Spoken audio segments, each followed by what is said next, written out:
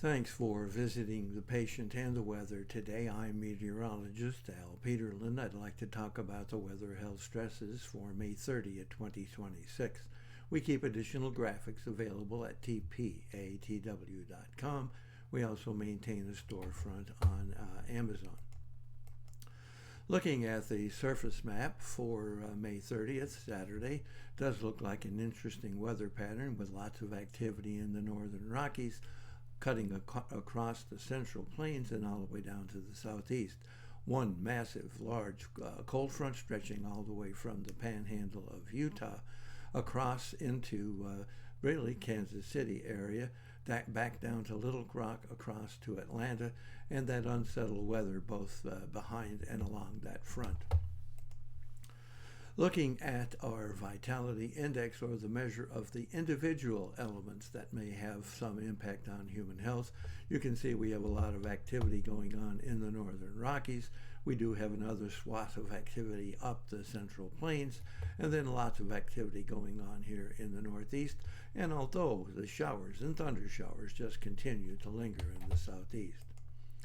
Pressure change. Rising pressure really stretching across much of the northern third of the country, Washington, Montana, stretching south into Wyoming, and in the northeast picking up in Wisconsin, across Michigan, northern Ohio, Pennsylvania, northern Virginia, across upstate New York and all of New England, taking in almost all of the Canadian cities from Windsor to Quebec.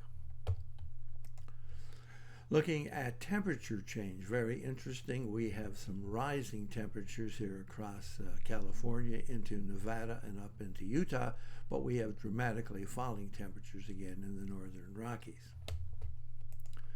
Dew point temperature changes, nothing's really significant. We still have some rising dew points up in Montana, falling dew points up the plains, and generally falling dew point temperatures across much of the north and northeast.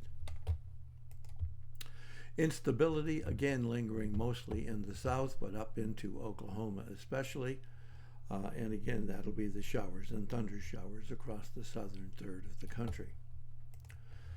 Looking at the change in oxygen availability, we'll have migraine stresses from eastern Washington state across Idaho, Montana, Wyoming into Colorado.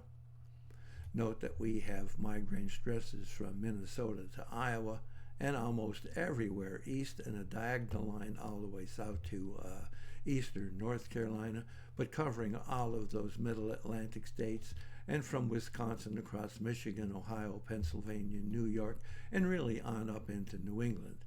The most significant areas of migraine stresses here in Wyoming, portions of southwestern Montana, very strong across Minnesota, Michigan, and very strong across Pennsylvania, and really getting quite strong in New England. Looking at asthma and arthritis, unusual, but all of the state of California into Arizona, southern Nevada, and up into Utah. And then we have asthma and arthritis stresses from the Texas Panhandle across the Oklahoma Panhandle, Kansas, Nebraska, into South Dakota. Thanks for visiting the patient and the weather. Your comments are appreciated, and if you hurt, tell us where you're located.